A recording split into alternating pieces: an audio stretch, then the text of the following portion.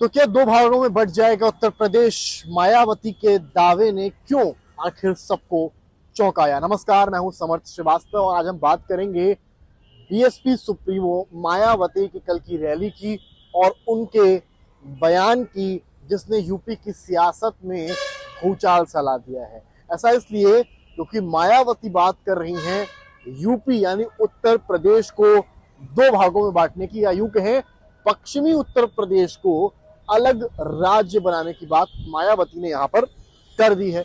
हालांकि ये बात बतानी भी जरूरी है कि ऐसा पहली बार नहीं है जब किसी नेता ने या किसी पार्टी ने या मायावती ने खुद भी पहली बार ये डिमांड रखी हो। पहले भी यूपी की सियासत में इस तरह की बातें कही गई हैं।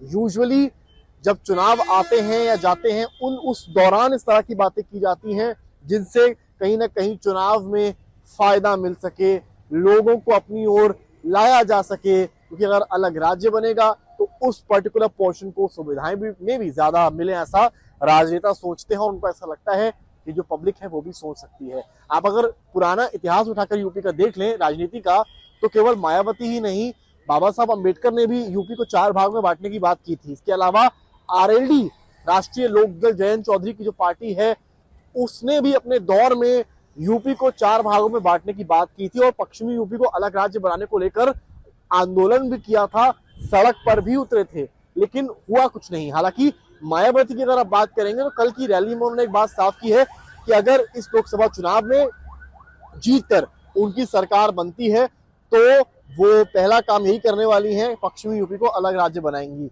आपको याद दिला दूं कि 2012 में जब मायावती की सरकार जा रही थी, उस वक्त भी मायावती ने इस तरह का वादा किया था और पश्चिमी यूपी को अलग राज्य बनाने की बात की थी और इस तरह का प्रस्ताव उन्होंने तब की मनमोहन सरकार को सेंटर में भेजा भी था।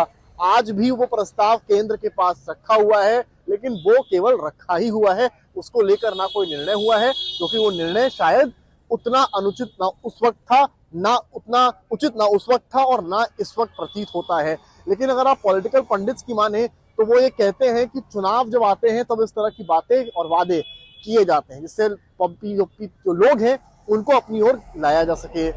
यूपी के वरिष्ठ पत्रकार ब्रजेश शुक्ला, जो काफी वक्त से यूपी की सियासत को कवर कर रहे हैं, वो इस बारे में क्या कहते हैं, आइए सुनते हैं। वास्तव में उत्तर प्रदेश के विभाजन का मुद्दा कोई नया नहीं है। जब 1953 में राज्य पुनर्गठन आयोग बना था तो उसके एक सदस्य के.एम. पनिक्कर ने एक सुझाव दिया था कि उत्तर प्रदेश को कई भागों में बांट दिया जाए। और सबसे बड़ी चौंकाने वाली बात यह है, डॉक्टर भीमराव अंबेडकर ने कहा था कि उत्तर प्रदेश को 4 भागों में बांट दिया जाए। उन्होंने उसमें अंकित भी किया था जो रिपोर्ट आई थी। लेकिन इसके बाद ये मामला पड़ा रहा। और जहाँ तक मायावती का सवाल उठाने की बात है, मायावती ने जब उनकी सरकार जाने लगी थी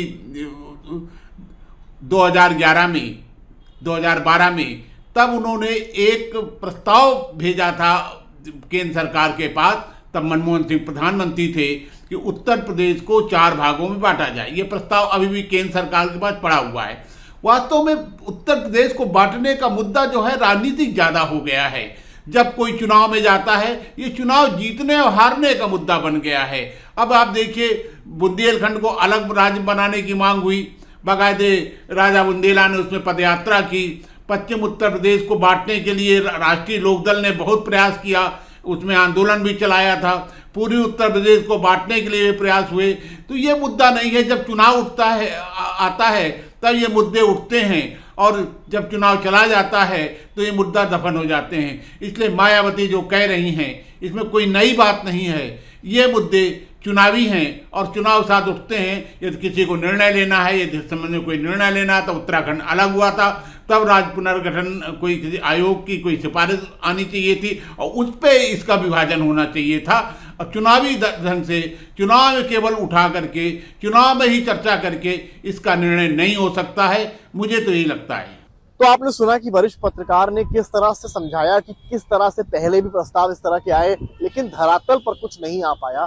तो ये जो अलग राज्य बनाने की बात है, इसको लेकर सियासत गरमाई हुई है। हालांकि जो यूपी के डिप्टी सीएम है केशव प्रसाद मौर्य, वो इस बात को लेकर कह रहे हैं कि मायावती ने पहले भी इस तरह की बातें की थी, लेकिन वो उसके बाद से दोबारा सरकार बना नहीं सकी।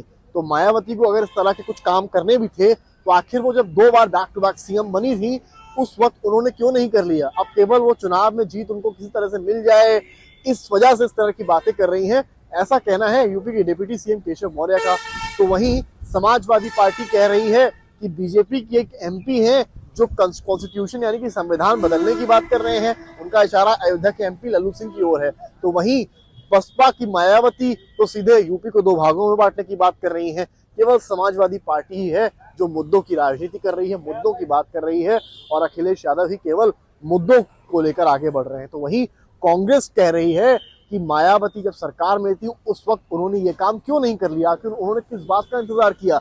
और मायावती को कांग्रेस बता रही है कि वो खुद बीजेपी की बी टीम है, तो वो तो वही करेंगी। एक तरह से बीजेपी अगर देश को बांटने का काम कर रही है तो मायावती बसपा प्रदेश को बांटने का काम करेंगे। तो ये आरोप प्रत्यारोप की घड़ी है।